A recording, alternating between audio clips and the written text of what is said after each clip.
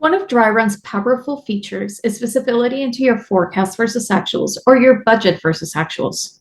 We map your paid totals directly from your reports and your accounting software, which are completely independent from whatever forecast or budget that you build in Dryrun, which then allows you to compare both figures side by side. In terms of your forecast, you can either use Dryrun's auto forecast feature, you can import an existing budget or forecast from a spreadsheet, or you can manually create one in Dryrun. There are multiple ways that you can compare your forecast or budget versus your actuals in Dryrun. The first is by looking at the summary within each one of your sections. As a refresher, Dryrun has 3 different sections: cash in for your inflows, cash out for any variable costs, and recurring for your fixed expenses.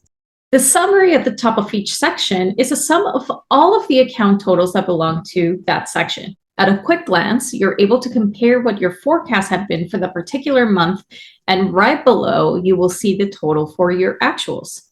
You can change which total is accounted for in the section through your section settings. The second way to compare actuals versus forecasts is by looking at each account within the section.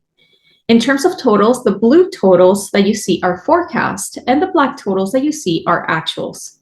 When you hover over any total in the past, you will be able to see that the forecast for that account is and how it compares to the pay total for that account. Now, Dryrun has calculated the variance for you, and you can see the percentage that has gone over or under for that particular account against your forecast or budget.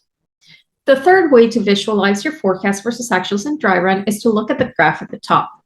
When you enable the Show Variance toggle, a bar graph will show up. There are a couple of things that this bar graph tells you.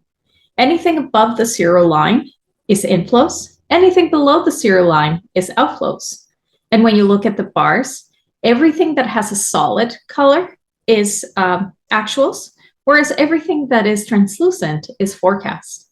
Lastly, you're also able to export all the data from your scenario.